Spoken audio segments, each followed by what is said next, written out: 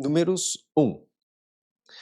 Salvação falou ao tirado, no lugar da fala de espinhoso. Tá. Salvação é a minha palavra para o nome de Deus, não a palavra Deus, mas o nome dele. Nas traduções tradicionais, aqui, na maioria delas, vai estar como Senhor. Na dos Testemunhos de Jeová, vai estar Jeová. Literalmente, no hebraico, é Yehovah. E como que eu chego à salvação?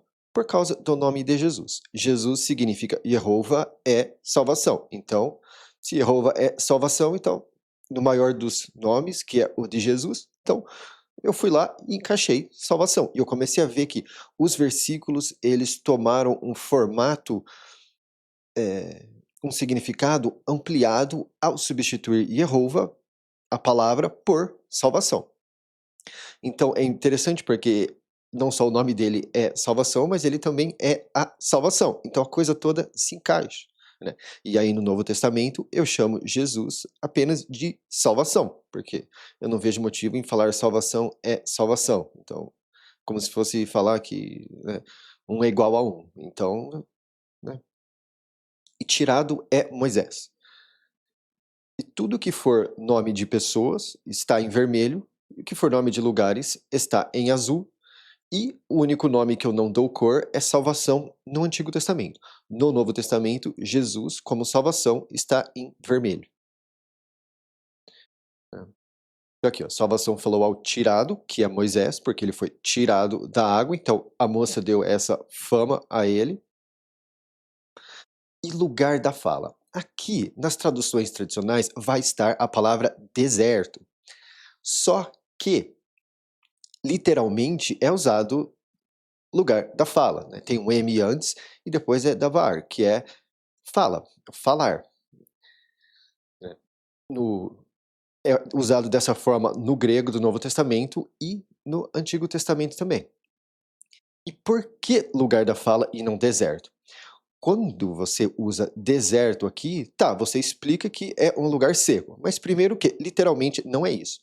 E em segundo lugar, você tira do fato de que eles estavam passando pelo lugar da fala. Era um lugar que eles estavam passando por dificuldades, esse deserto, e era para eles permanecerem na fala. Qual fala? A fala do Salvador. O que o Salvador disse para eles. Então, ao colocar deserto aqui, ao invés de lugar da fala, que é a forma literal, nós saímos disso. E também na questão dos rituais. Porque nos rituais, depois que você passa por tudo aquilo, você tem que passar a habitar no lugar da fala, que é na palavra de Deus. Então, o deserto que eles colocam aqui, tira disso. E, ao meu ver, mostra que é um lugar seco. E, de fato, até certo ponto, poderia ser. Mas, quando você está vivendo a fala, o seu coração ele passa a ter aquele umedecer do qual Cristo é a verdadeira água. Então, eu acho que deserto tira muito da preciosidade do que significa de fato a palavra, que depois de você ser salvo do lugar, do Egito, do sitiado, você permanece na fala. Então, ao colocar deserto, nós perdemos esse aspecto de que depois que você é salvo, você tem que permanecer no lugar da fala, na palavra. De espinhoso, que é Sinai. Na tenda do momento, no primeiro dia do segundo ciclo, no segundo ano do sair deles da terra de sitiado. E por que eu chamo Egito de sitiado? Porque os pictogramas dá-se a entender que é um lugar cercado e sendo atacado. Então, um lugar que está cercado e sendo atacado é um lugar em estado de sítio, que é o que ocorreu, por exemplo, em Jerusalém no ano 70, que os romanos cercaram a cidade e oprimiram ela. Então, por exemplo, o que ocorre no ano 70 é um exemplo deles estarem vivendo em sitiado. É como se, ao dar as costas ao Salvador, salvação, que é Jesus, anos depois foi demonstrado historicamente pelo próprio Salvador, salvação, que eles estavam vivendo em sitiado, como se eles tivessem retornado ao Egito. Então, traduzir a palavra Egito para a palavra sitiado não só é correto pela palavra, mas começa a se encaixar em contextos que nós vamos ver no bom livro, do qual eles abandonaram Deus Salvador e voltaram a viver em um lugar em estado de sítio, como por exemplo, antes da Babilônia invadir, ela sitiou eles. Então, acaba sendo transmitida essa mensagem, esse aviso: olha, vocês estão vivendo em sitiado. Apesar de não estar no sitiado do qual eles estavam falando aqui, ao traduzir a palavra, é como se o Salvador demonstrasse: olha, vocês voltaram ao Egito, vocês precisam de salvação, de mim, né? 2. Levem toda a cabeça da reunião dos filhos do persistiu com o grande pastor. Persistiu com o grande pastor é a tradução de Israel. E reunião aqui é a tradução da palavra sinagoga. Sinagoga é do grego. Só que quando sinagoga é usado se referindo ao Antigo Testamento, ela se refere a essa palavra. Essa palavra também é usado, não que eu faça parte deles, mas pelos testemunhos de Jeová, eles traduzem essa palavra como testemunho. É daí que eles tiram o nome da vertente deles, que eu falo que na verdade é reunião. A origem da origem é testemunho, mas quando você tem mais de um testemunho, você tem uma reunião. Mais de uma testemunha, você tem uma reunião.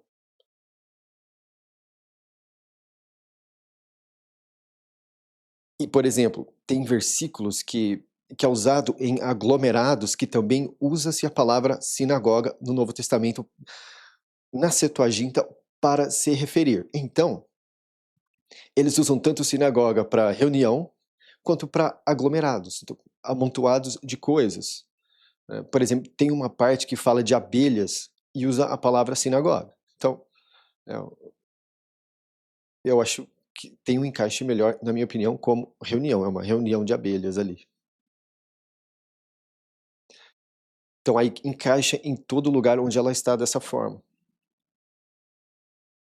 Então vamos lá. Levem toda a cabeça da reunião dos filhos do persistiu com o grande pastor, pelas famílias deles, pela casa dos pais deles, pelo número de famas, todo macho pelos crânios deles. Tá, crânio. Aquela palavra no Novo Testamento onde o Cristo foi crucificado, que ele chama de Gólgota, Gólgota é no hebraico. No grego, usa-se a palavra crânio. Em algumas traduções vai estar a palavra caveira lá no Novo Testamento, mas ela é literalmente a palavra crânium, Kranium, tá? Então essa é a palavra para crânio que nós temos no português. Então chamar aquilo de caveira, na minha opinião, é uma péssima tradução, tá? Chama de crânio, porque de fato é um crânio, tá? Caveira, você coloca uma coisa muito muito mais obscura do que necessita ser, sendo que de fato é a própria palavra crânio. De filho de 20, a consolidação multiplicada, lembrando que, entre parênteses, depois do número, é a tradução do número, porque no idioma tradicional da Bíblia, do hebraico, os números, eles também são palavras, tá? Então, se eu coloco apenas o número, nós perdemos o significado do o que é o propósito daquele número em específico. E se eu coloco apenas isso aqui, a consolidação multiplicada, nós perdemos a noção de que está se referindo também a um número. Então a única forma de manter as duas coisas ligadas no português é fazendo isso.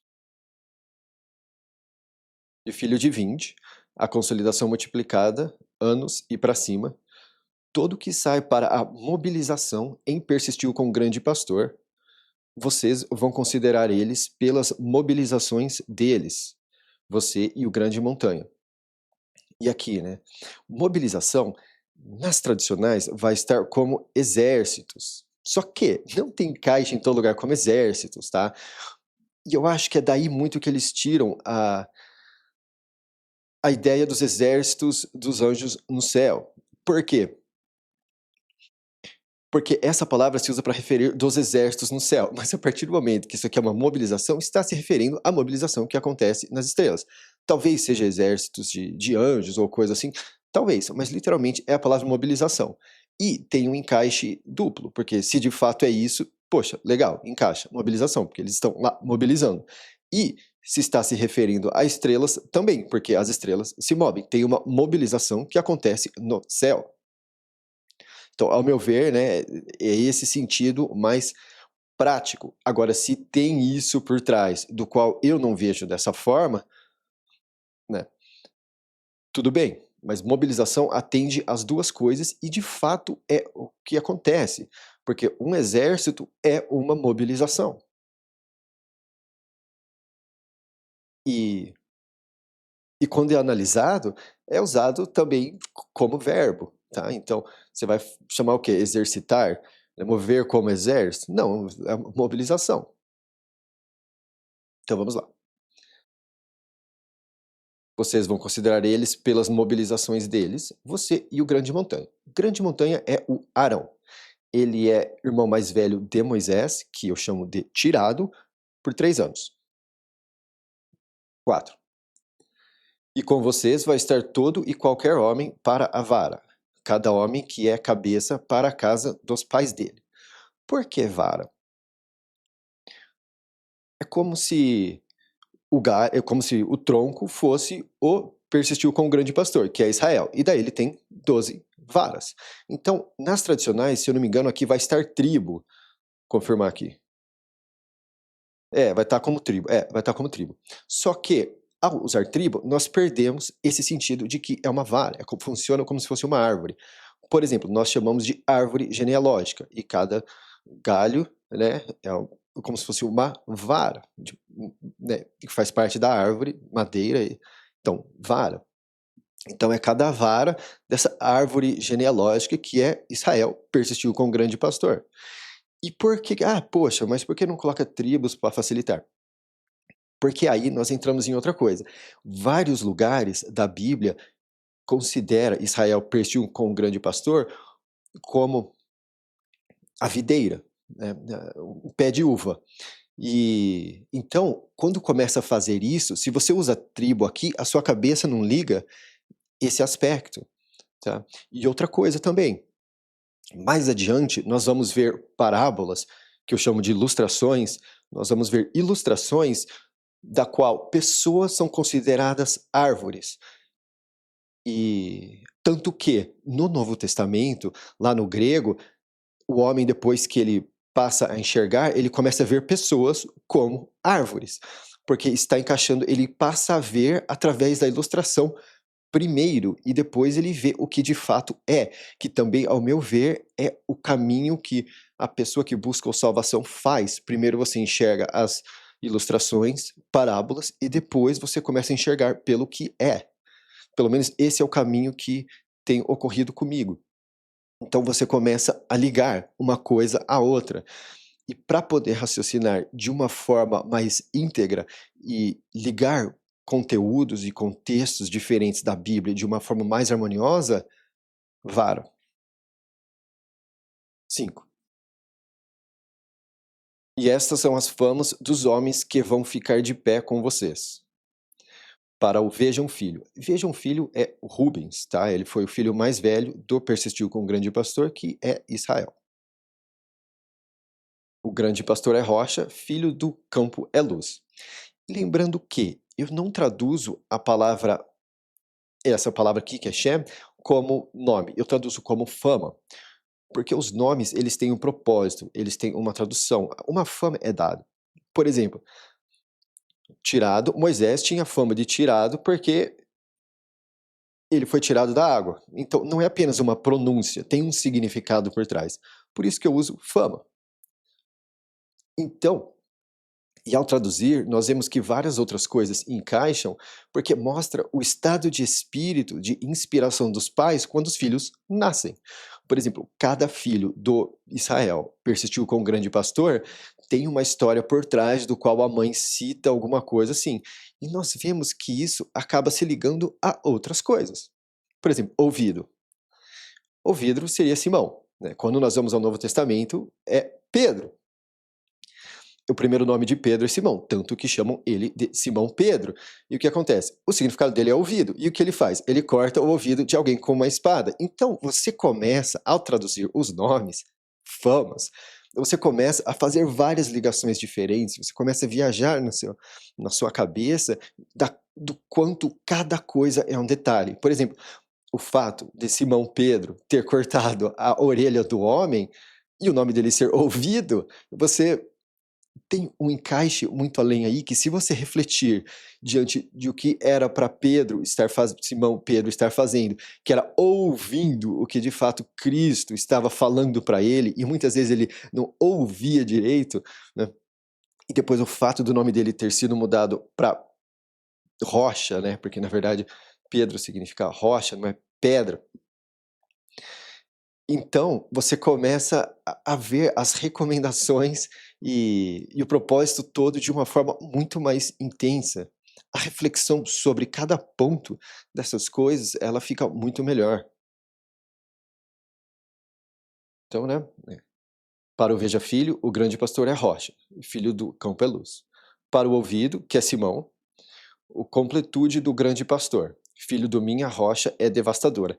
Então, aqui nós vemos que os nomes têm a ver com coisas do Salvador, tá? Completude é a minha tradução para a palavra paz.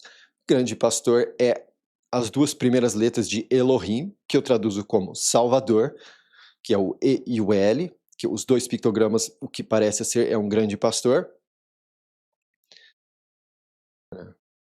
que é o início da palavra Salvador, né? E o filho do minha rocha é devastadora. Aqui, essa palavra devastadora, ela seria Shaddai. Shaddai, nas Bíblias tradicionais, é traduzido como todo-poderoso, mas o verbo é usado no sentido de devastação. E eu entendo porque talvez eles colocaram todo-poderoso, porque chamar Deus Salvador de devastador fica meio pesado para quem não está lendo de fora. Só que, ao usar, né, o grande pastor devastador e salvador devastador, você demonstra o quê? Que ele está devastando para salvar algo. Então, ao traduzir a palavra Deus para salvador e Shaddai para devastador e conhecer a Bíblia, você sabe que ele está devastando para salvar. Então, sim, você tem que ser todo poderoso para devastar, mas a palavra é devastador. Para o reconhecido, que é outro dos filhos do Persistiu com o Grande Pastor, o grande rompe-muro, filho do meu povo é voluntário. Só que esse grande rompe-muro seria grande cobra, tá? Esse aqui passou do meu radar. Por que grande cobra? Porque é parecido com é basicamente a mesma palavra que é usado para cobra. Tá? No começo da Bíblia, quando tem a cobra que vai à mulher e conversa com ela, que nas Bíblias tradicionais está como serpente, mas ao meu ver é cobra, porque se parece com a palavra cobre, que é o metal, e isso ocorre também no hebraico, onde a palavra cobra e a palavra cobre são muito semelhantes. Por quê? Por conta da pele da cobra ter aquele aspecto metálico do cobre, tá? Então a coisa toda se encaixa melhor como cobra do que serpente. E só que o que acontece?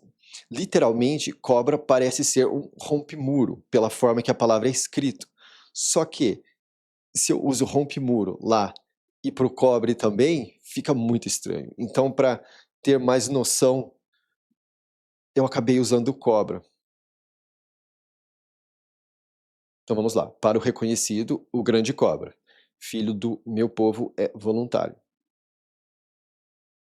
Para o existe pagamento. Existe pagamento, eu estava traduzindo como é recompensa. Mas ao refletir mais sobre como a mãe dele nomeou ele, é muito provavelmente que seja existe pagamento. Então, para o existe pagamento, o grande pastor pôs. Filho do pequeno.